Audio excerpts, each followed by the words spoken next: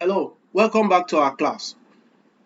Today we shall look at the concept of absolute value and basically absolute value inequality. The absolute value, of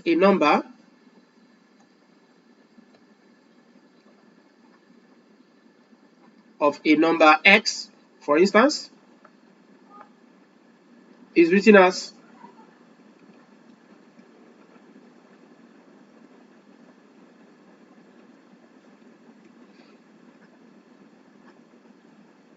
so the use of those two perfect straight lines denotes absolute value. So we pronounce that as absolute value of x. Now the basic idea is that absolute value of x, the absolute value of x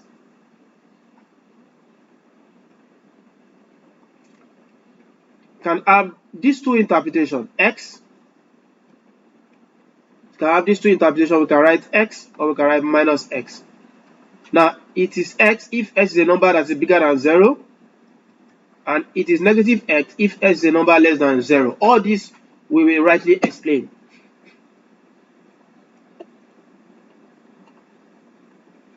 Now, what are we saying in essence? We are saying that let us assume that we want to measure the length, let's say length of a table from A to B, from point A to point B. Let's say this is 0 and this is 5. So if we measure from A to B, we can say 0 minus 5 and we get minus 5. And let's say we still measure from B to A, we can say 5 minus 0 and that's 5. Now because we are actually dealing with length, which we expect the value to always be a positive value, then we are going to do what we call the absolute value. So we have absolute value of negative 5. Now the purpose of the absolute value is to always ensure that we have a positive result. So absolute value of negative 5 is 5, and absolute value of an initial positive number is still the positive number 5. So again, the purpose of an absolute value is to ensure that we always have a positive result. So if we measure length either from A to B or from B to A, we must ensure that our result is always positive. Okay, that's a case study. Now, if we go back to the interpretation, we said we can use two definitions to interpret the absolute value. Now, let's try to understand the interpretation. If x is a number that is bigger than 0, if x is positive, let's say x is 3, the absolute value of 3 will still be 3.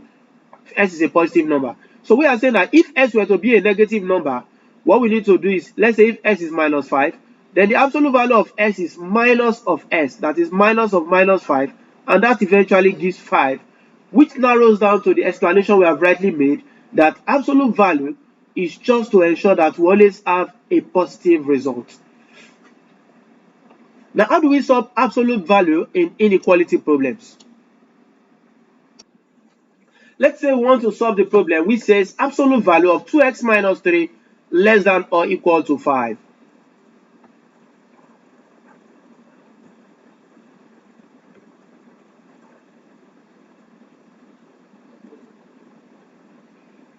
Now, absolute value of 2x minus 3 less than or equal to 5. I like to give two interpretations to the absolute value. First, I can write it the way it is. The way we have explained, the absolute value of x is s and it could be minus x. So two interpretations. We can write x the way it is, and the second one is to introduce a negative to the number carrying the absolute value. Okay, so let's do that right away. What do we have? So absolute value of 2x minus 3, absolute value of the number 2x minus 3 is still 2x minus 3. So we say absolute value of a number is still that same number. So we say 2x minus 3 less than or equals to 5.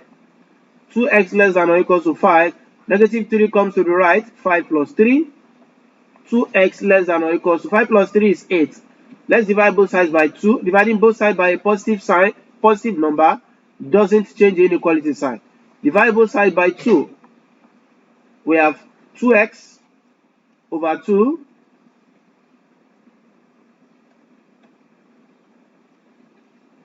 less than or equals to 8 over 2. So we have s less than or equals to 4. First solution.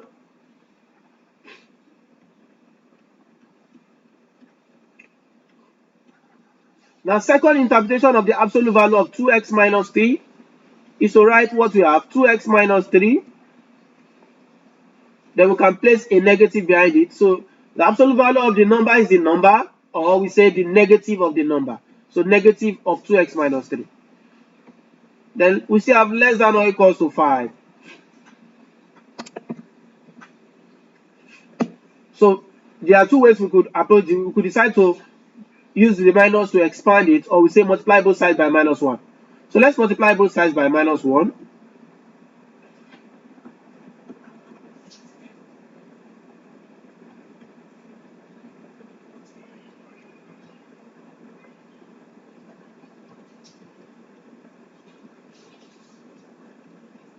So it's either we open the bracket with the negative or we multiply both sides by minus 1. Any of the approach can be used. So multiplying both sides by minus 1. So that becomes 2x minus 3. Multiplying both sides by negative changes the inequality sign. So that becomes greater than or equals to negative 5. So from there, let's see how the result will look like.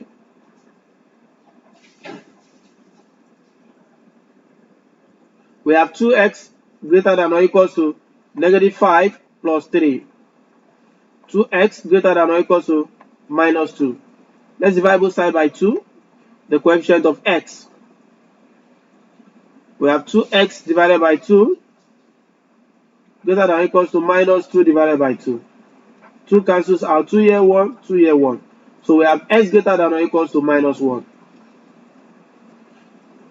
So the two answers we got are x greater than or equals to minus 1 and s less than or equals to 4. Let's see the relationship between the answers, whether they can be merged or we just separate them with commas. Let's see. So we're interested in x greater than or equals to minus 1, and we're also interested in s less than or equals to 4. So let's add a number line. So on our number line, we have minus 1, we have 4,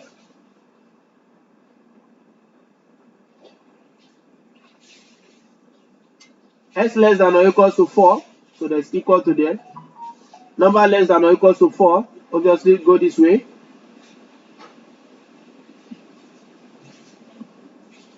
S less than or equals to 4. S greater than or equals to minus 1. Number greater than or equals to minus 1. It is greater than or equals to minus 1. Obviously comes this way. So there's an agreement point at the middle here. So that means the answers can be merged. So we can merge the resulting answer, or we say we can combine it. So final answer obviously looks like minus 1 less than or equals to x, just place s at the middle, and s is obviously less than or equals to 4. So s less than or equals to 4, confirmed. Minus 1 less than or equals to s means s is greater than or equals to minus 1. So that's the final answer to that question.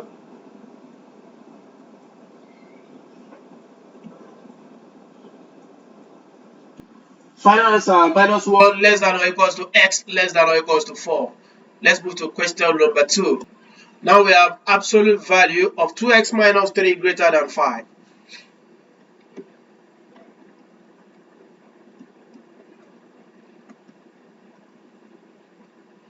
Absolute value 2x minus 3 greater than 5. So first we have said the absolute value can be interpreted directly. Absolute value of that number is still that number. So we write 2x minus 3 greater than 5, interpretation 1. We have 2x greater than 5 plus 3, that's 8. S greater than 8 over 2. Obviously s greater than 4. First answer, s greater than 4. Let's keep it. So let's interpret the other definition of the absolute value. So absolute value of the number is that same number or the negative of the number. So we introduce negative to the number. So we say negative of 2x minus 3 greater than 5. Now we could decide to open up the bracket with the minus, or multiply both sides by -1. So let's multiply both sides by -1. So -1 times negative here turns to positive, so that's 2x minus 3. Now the greater than changes to less than, then the 5 becomes -5. So we have 2x less than -5 plus 3, that's -2.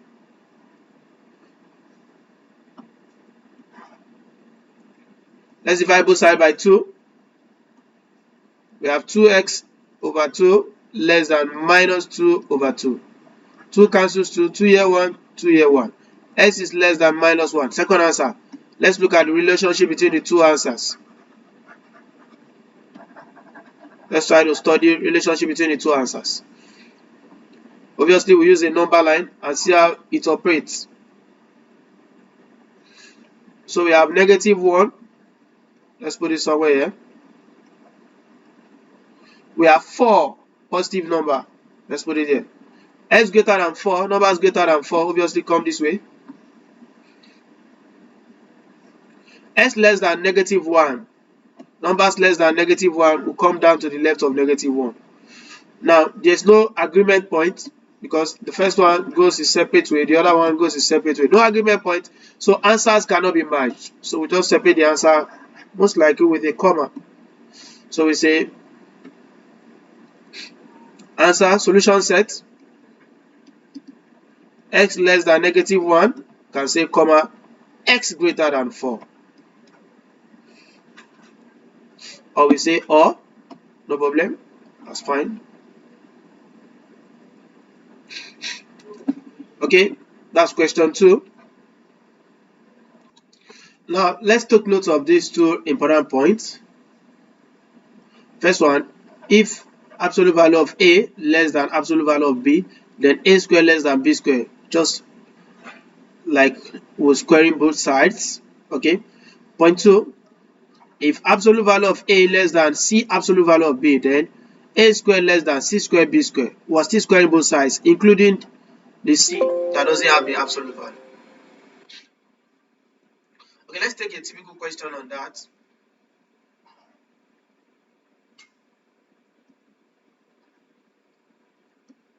We're required to solve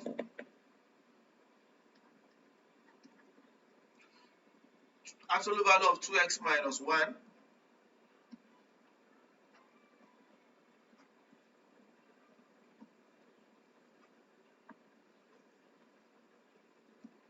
absolute value 2x minus 1 less than 2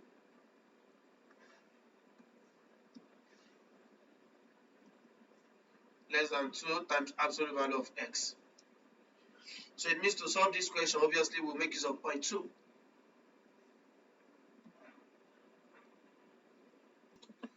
So making use of the point 2 means we're going to square both sides.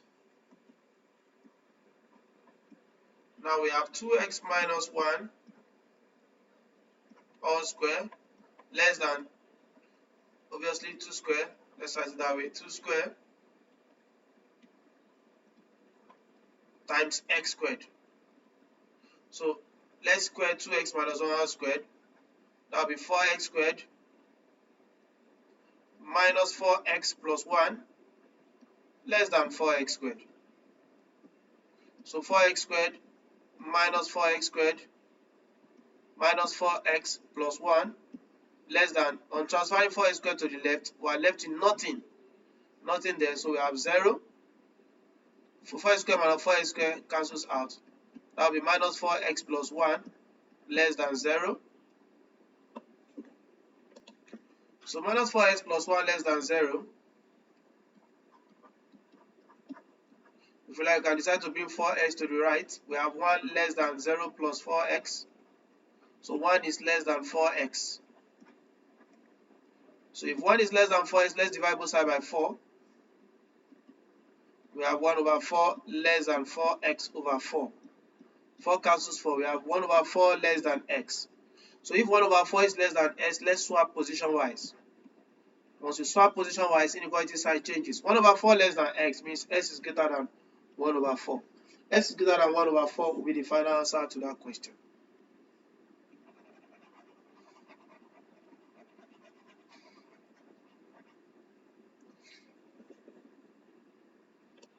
Our next question says absolute value of 2x plus 1 less than or equals to absolute value of x minus 1.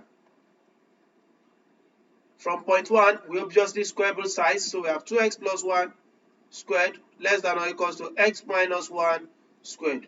So we have 4x squared plus 4x plus 1 less than or equals to x squared minus 2x plus 1. So let's collect like terms there. We have 4x squared minus x squared plus 4x plus 2x plus 1 minus 1 less than or equals to 0.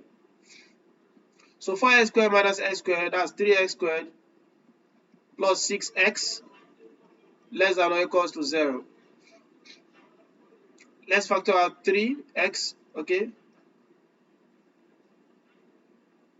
Okay, 3x into x plus 2. That's 3x squared plus 6x, so that's less than or equals to 0. So this looks like a quadratic inequality. Obviously, it's a quadratic inequality. So I'll use the first way to get the answer or the solution set. So we say let 3x into x plus 2. Let's ignore the inequality sign. Let it be equals to 0. From the null factor theorem, multiplying two numbers gives 0. 3x equals to 0. Or the second one equals to 0. So x equals to 0 over 3, that's 0. X equals to negative 2. So x equals to negative 2, I prefer to write down first, that's the smaller number. X equals to 0, that's the bigger number. Now remember that we said for an inequality of the form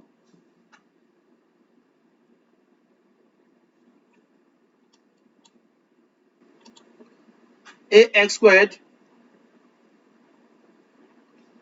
plus bx plus c less than or equals to 0, provided the inequality is less than or equals to 0. The solution set in a faster way, the solution set we have observed, the solution set will likely be or will be on solving the equations, it will be a combination of the small to the big value. It will be merged. That's minus 2, smaller value less than or equals to x, less than or equals to bigger value. So we said the solution set to be smaller value, less than or equals to x, less than or equals to bigger value. Since the inequality is of this format, that's less than or equals to 0. So final solution set is minus 2 less than or equals to x, less than or equals to 0.